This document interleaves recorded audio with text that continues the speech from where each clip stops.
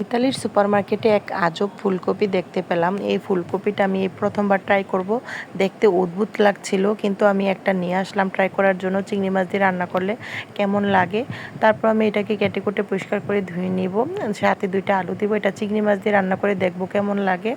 দেখতে খুব সুন্দর ছিল, ইউনিক ছিল, তাই ভাবলাম একটা ট্রাই করে দেখি কেমন লাগে। তো এখানে আমি পেঁয়াজ বাটা দিয়েছি, তারপর দিয়েছি কিছু আস্ত চিংড়ি। পেঁয়াজ বাটার সাথে আস্ত চিংড়িগুলোকে একটু ভেজে নিব, তারপর মশলা দিয়ে দিব। আর এখানে আমি এই যে ফুলকপিটাকে ভালোভাবে ধুয়ে নিচ্ছি, সাথে 2টা আলু দিয়েছি।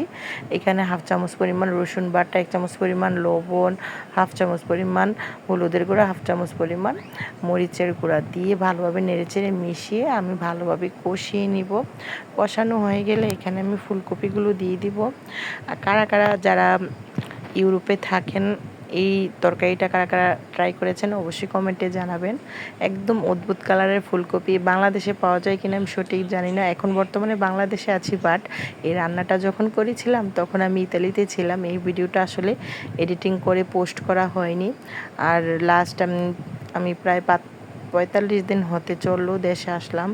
আসলে 45 দিনের ভিতরে মোট 3টা মনে হয় লং ভিডিও দিয়েছি। আগে আমি ইতালিতে থাকতে দৈনিক লং ভিডিও দিতাম, এখন আর দেওয়া হয় না। শাশুড়ি অসুস্থ, প্লাস আমার আব্বু অসুস্থ, এখানে সেখানে যেতে হয়, দাওয়াতে যেতে হয়, কতগুলো দাওয়াত পড়ছে আসার পরে। এই সব কিছু মিলেই মানে অনেক বিজি থাকতে হয়। যাই হোক, চিংড়ি মাছটার সাথে আমি ফুলকপিটাকে ভালোভাবে কিছুক্ষণ ভেজে ভুনা করে নিয়েছি। এরই মাঝে দেখলাম প্রায় সিদ্ধ হয়ে গেছে 80%। তো আমি একটু ঝোলের জন্য পানি দিয়ে দিলাম, তারপরে কিছু কাঁচামরিচ দিয়ে দিলাম। এই তরকারিটা যখন রান্না করেছিলাম আমি ইতালিতে ছিলাম, আমার ছোট মেয়ে অনেক পছন্দ করে তরকারিটা খেয়েছিল। আমি ঝালটা কম দিয়েছিলাম আর কাঁচামরিচগুলো ফালি করে দিইনি, তাই হয়তো বা ওর কাছে ভালো লেগেছে। তো সে খেয়েছে পছন্দ করে। তো আমি ভালোভাবে কষিয়ে নিচ্ছি, তারপর লাস্টেতে ধনেপাতা দিয়ে দিচ্ছি।